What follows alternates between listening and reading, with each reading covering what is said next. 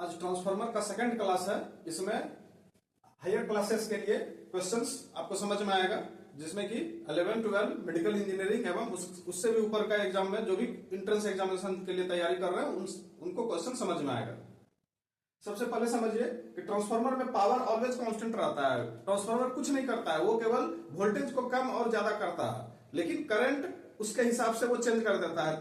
V into I always constant रहता है।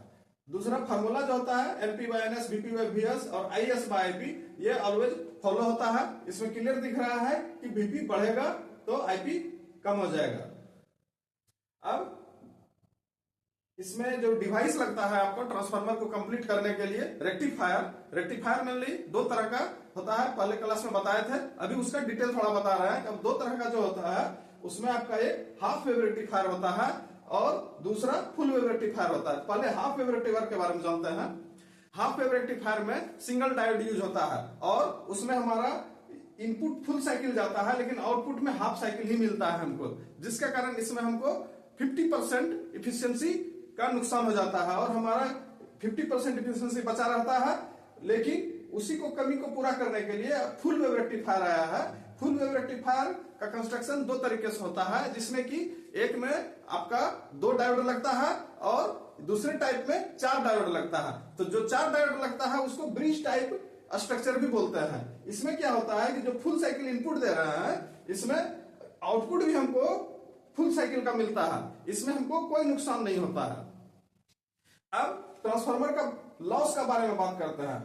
हर साल किसी न किसी एग्जाम में ट्रांसफार्मर लॉसेस का एक क्वेश्चन जरूर रहता है, इसलिए इसको ध्यान से समझिए। इसमें मेनली 4 तरह का लॉस होता है। पहला कॉपर लॉस। कॉपर लॉस का मतलब सिंपल है, इसमें जो वाइंडिंग होता है, इसमें जो क्वाइल होता है, वो जिस मटेरियल का होगा उसका रेसिस्टिविटी बहुत कम होना चाहिए। तो चीप एंड बेस्ट में कॉपर आता है और उसका रेसिस्टेंस कम होता है, इसीलिए उसको बेस्ट कंडक्टर के तरह यूज करते हैं और इसी कॉपर वायर के चलते ही इसका नाम कॉपर लॉस पड़ा है।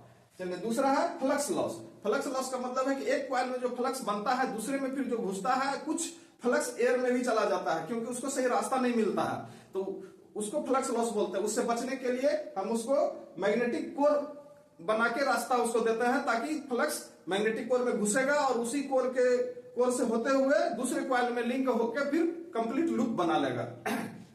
तीसरा है eddy current loss. Eddy current loss जो क्वाइल का वायर है प्लस कोर में जो हमारा मटेरियल रहता है, उसमें इमेजिनरी लूप बनता है जिसमें एडी करंट फ्लो होता है, जिसके कारण वो धीरे धीरे हीट होने लगता है। उससे बचने के लिए एक तो वायर हम जितना पतला लें उतना अच्छा होगा, दूसरा उसका कोर जो है लेमिनेटेड बनाते हैं, उसको पतला पतला पत्थर बना के फिर उसको यहाँ इंसुलेशन करके फिर लेमिनेट करके उसको मटेरियल बनाते हैं, फिर उसका हम कोर तैयार करते हैं। उसमें नंबर ऑफ इमेजिनरी लूप जो होता है वो हद तक कम हो जाता है, उससे हमको एडी करंट लॉस कम हो जाता है। दूसरा है हिस्टेरेसिस लॉस।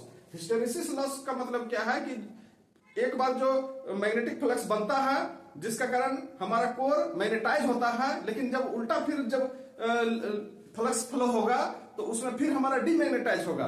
तो उसी में मटेरियल ऐसा होना चाहिए जो अपने अंदर में अपने प्रॉपर्टी को फ्लक्स के हिसाब से आसानी से चेंज कर ले, लेकिन वैसा कोई आइडियल मटेरियल नहीं होता है, जिसके कारण उसमें लॉस होता है और उसी को हिस्टेरेसिस लॉस बोलते हैं। मैग्नेटिक प्रॉपर्टी अचानक चेंज नहीं कर पाता है। उससे बचने के लिए हम सॉफ्ट आयरन का कोर और उसका मटेरियल बनाते हैं, जिसका कि हिस्टेरेसिस लॉस बहुत ही कम होता है, इसीलिए वहां पर सॉफ्ट आयरन कोर यूज करते हैं। इतना समझने के बाद ट्रांसफार्मर से आपका क्वेश्चन नहीं के बराबर छूटेगा, थ्योरेटिकल क्वेश्चन। न्यूमेरिकल के लिए बस ये एक फॉर्मूला ही काफी है और इसमें कुछ नहीं पूछता है।